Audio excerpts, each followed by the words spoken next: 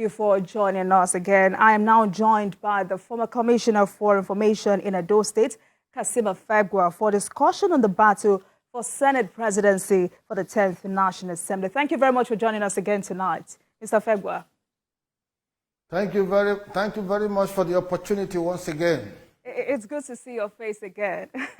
All right, so it's an interesting conversation this evening, a very crucial one, also because the inauguration of a new administration is in a few weeks' time. So let's start this way. The composition of the 10th National Assembly after conclusion of elections, how will you describe it? Well, it's quite interesting, and it's going to be very robust, because you have senators from PDP, Labour Party, Afegbua, and quite a number of other political parties. But APC maintains the dominance, they maintain the majority, and that's also indicative of the fact that the party was actually the party to beat in the last election. And they proved their mettle with the outcome of elections at the House of Assembly, at the House of Reps, at the Senate level, at the governorship level, and at the presidential elections. So it's quite interesting. Interesting days are ahead. We're going to see a robust interplay of forces. We're going to see a conversational, interactive, Senate, and perhaps the House of Reps. Absolutely. So, many expected the Labour Party, after winning 11 states and Abuja, to win more seats in the federal legislature. Why did it not match its performance in the presidential election? Well, the Labour Party were not too much interested in other elections. They were only interested in Mr. Peter Obi, the presidential candidate.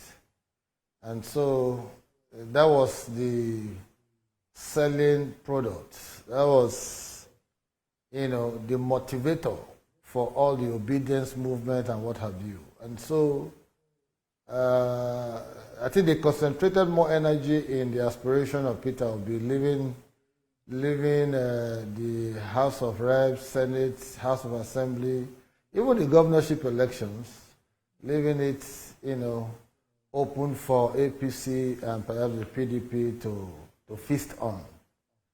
If Obi had won, he will have an opposition legislature, and he will be presiding over a party or a country that is dominated by APC, 20 governors, 60-something House of Senators, House of Reps over 170. And so the pattern of the election shows very clearly that APC was the most popular party in this last election, and so for that reason, they deserve to win the presidency.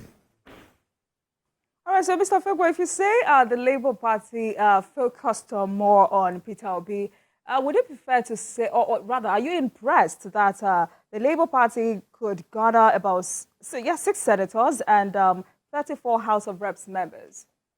Are you impressed or shocked? Well, it's okay. It's okay. I'm for a House of Rep that is a mix of all the parties. We have the APC, you have the PDP, you have Labour Party, you have SDP, you have NNPP.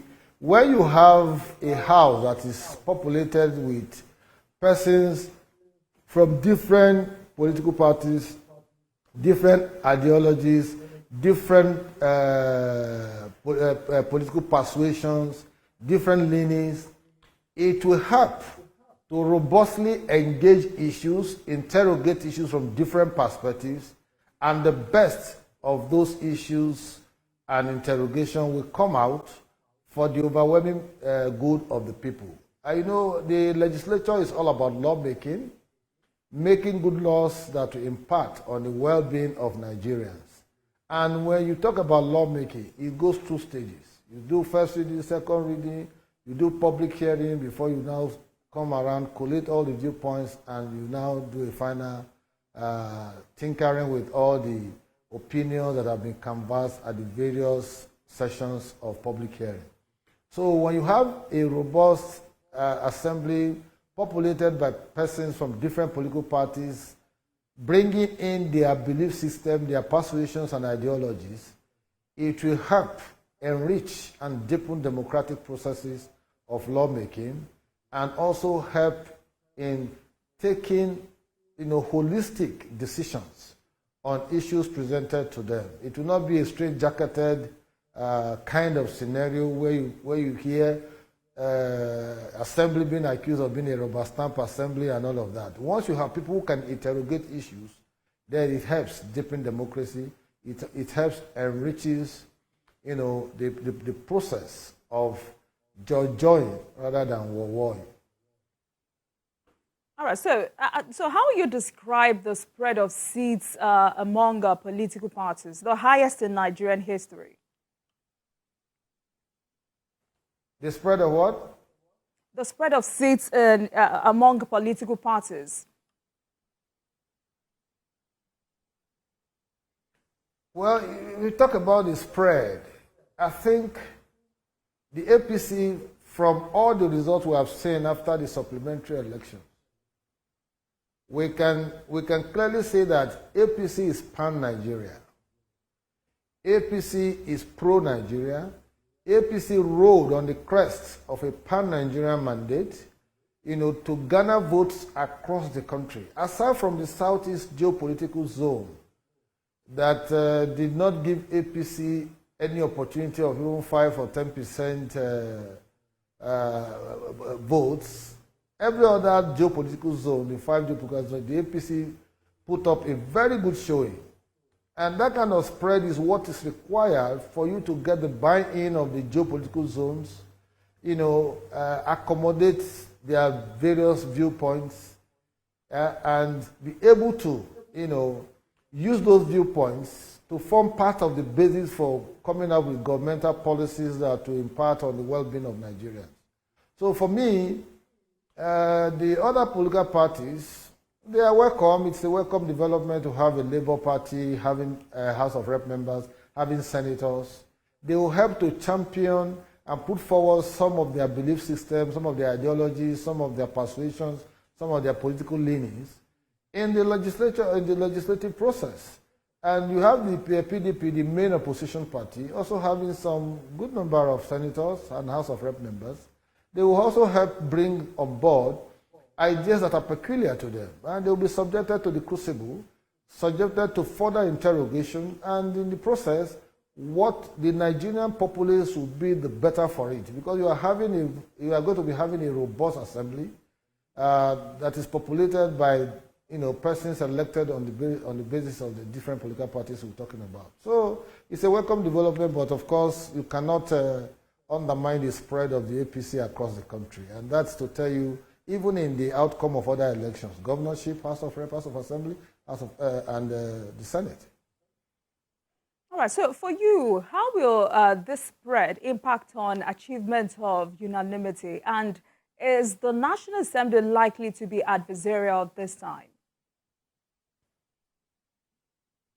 Well, the spread will help, to get viewpoints from different geopolitical zones.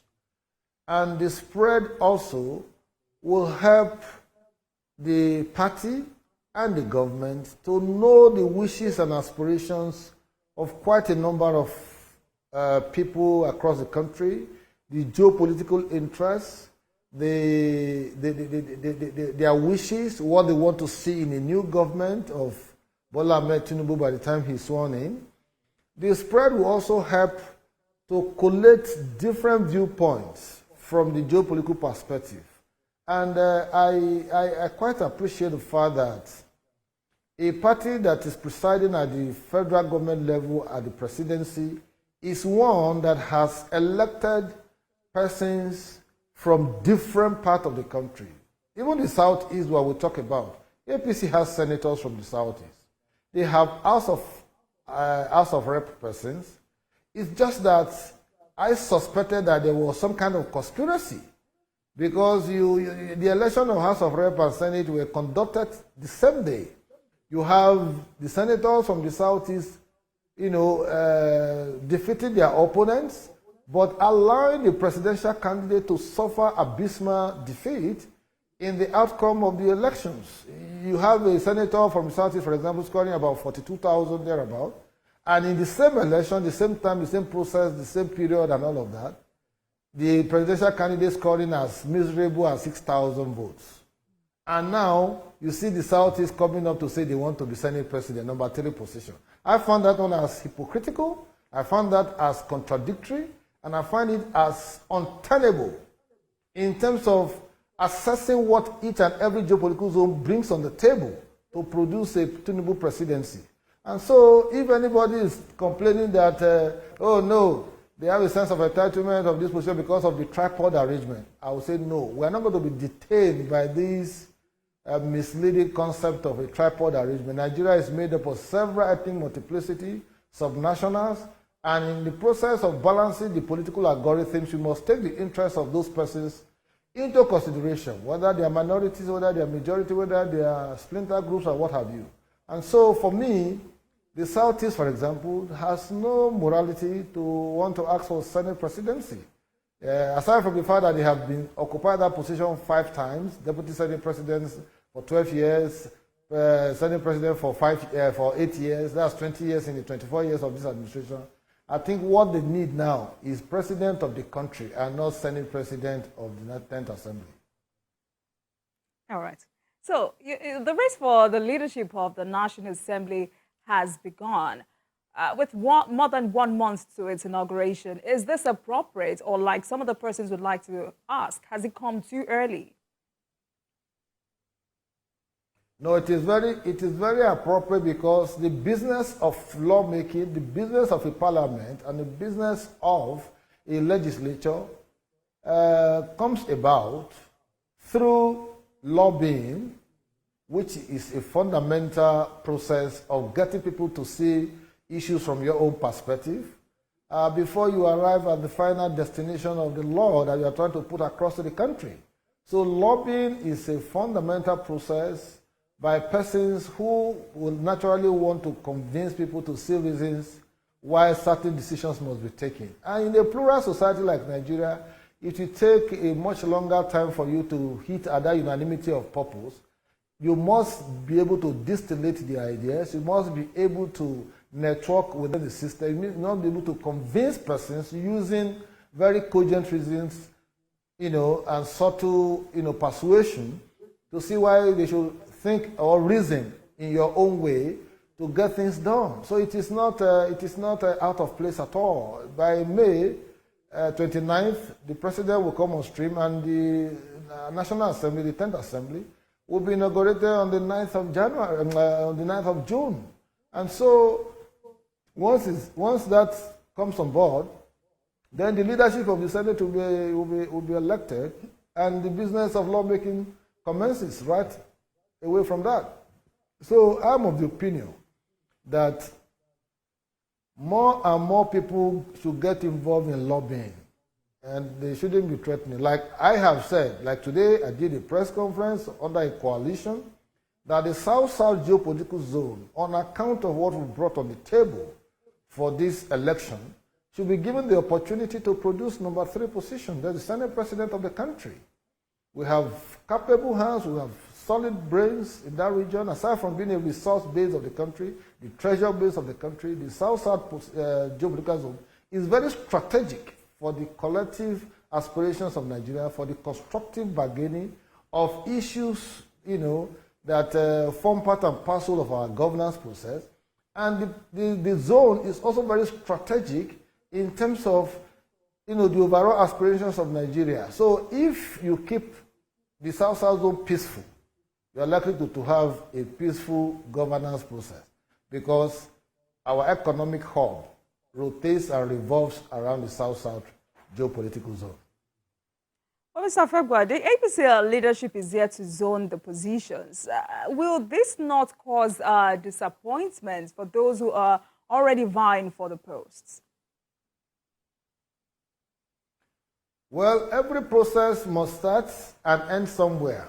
There will be nothing like disappointment. the purpose for which some of us are speaking out is for the leaders of the APC political party and even the followers and supporters of the president-elect to see reason why it is very instructive, for them to consider the South-South geopolitical zone for the Senate presidency, aware that there are several other competing interests. But I've just told you that if you are coming to the table, you must come with clean hands.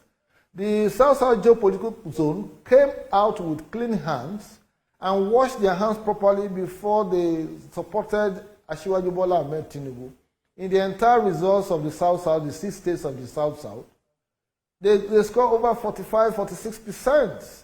You can't compare such a zone to another one, the Southeast, where Bola Ahmed Tinubu was scoring 5%, 3%, and all of that. So how do you reconcile that? How do you even have the guts and even the morality to come out and say you are looking for Senate presidency when you are from the Southeast, when you haven't, given so much in the process? If Tinubu did not win the election, APC will not be talking about producing a Senate president. That's the truth. So the first thing first, we have to look at what you have put on the table. And for those who are also making issues out of our secular nature as a country, they are saying that with the same faith ticket of Muslim, that other religions should be considered in, the choice of Senate President, Speaker, and other principal positions of the legislature, so that there could be some of balancing of the sentiments, of the emotions, of the idiosyncrasies, and all of that, so that in the final analysis, there will be a sense of belonging, a sense of accommodation, a sense of inclusion, by these different segments of the Nigerian populace. Bear in mind that Nigeria is a plural country, and if I want to understand the Southeast, essentially, what they are clamoring for is not Senate president. They are clamoring for President of the Federal Republic of Nigeria. And they put forward a Peter Obi who did so well, who tried all he could. But just like you said earlier, he didn't have the spread that was enough to upstage the apple cart. So in the process, he got 11 states, and the spread in the country was lacking, in his own votes collection. So for me, the South-South zone came out so strongly. Don't forget that even some states, the chairman of the PDP campaign council came from Akwa Ibom, for example, from the South-South region. The vice presidential candidate of PDP is from Delta State. Despite of these persons and personalities, APC was still able to score 45–46% of the votes in all the 6 states. In fact, even in Rivers, APC came tops.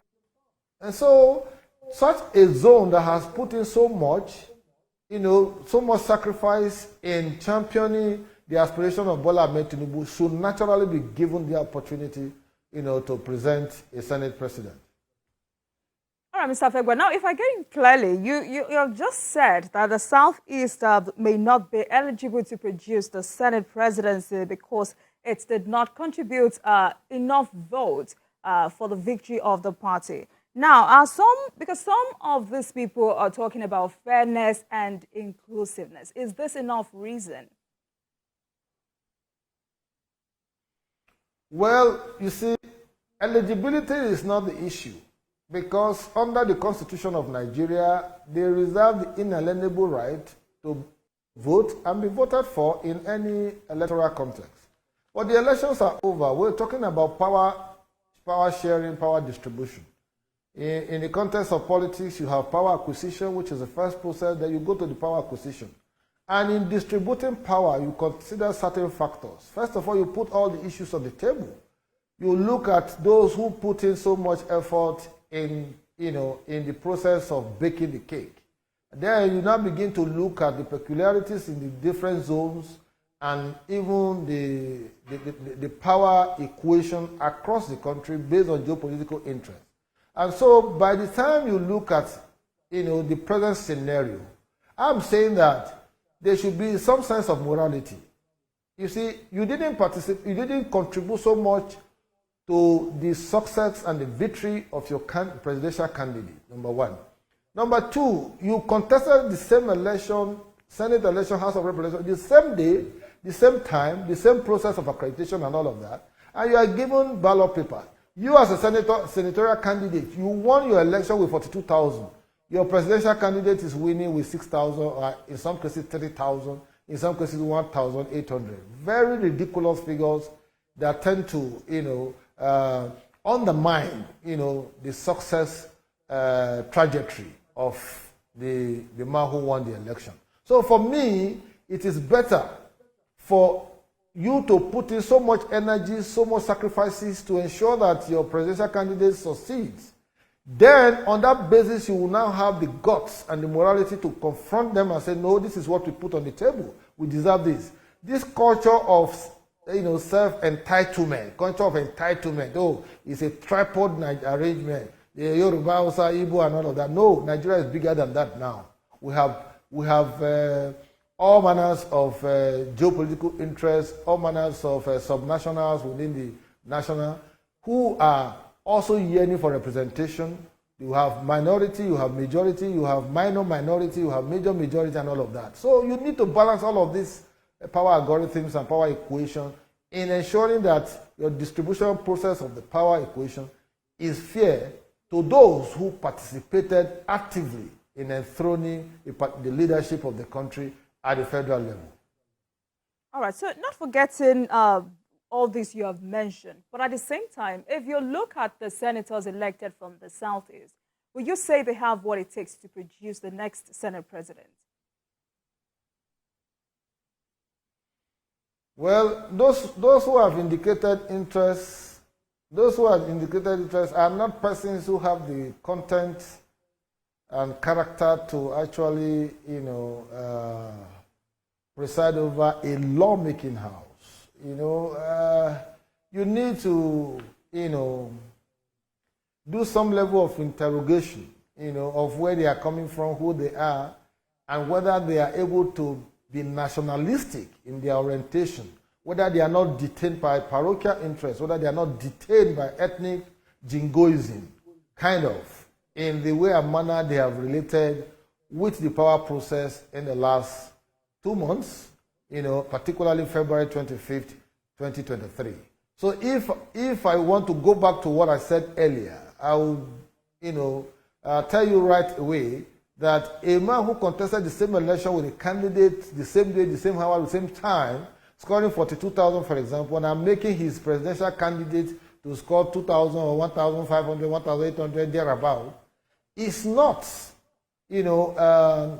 honest enough, to preside over a lawmaking house. I would rather want to see a pro-Nigerian, pan-Nigerian mind, an orientation that, is driven and motivated by, by patriotism, national patriotism, building a national cohesion and deepening national conversation, kind of person in choosing who presides over the Senate. So within the Southeast, they are essentially driven by their parochial interests, that's those senators of the APC, by their own, how will I call it now, ethnic, consideration, rather than looking at the bigger picture. And look at the presidential candidate of the APC and the president-elect. He was defeated in Lagos State, his home state. He was defeated in Osun State from the Southwest Zone.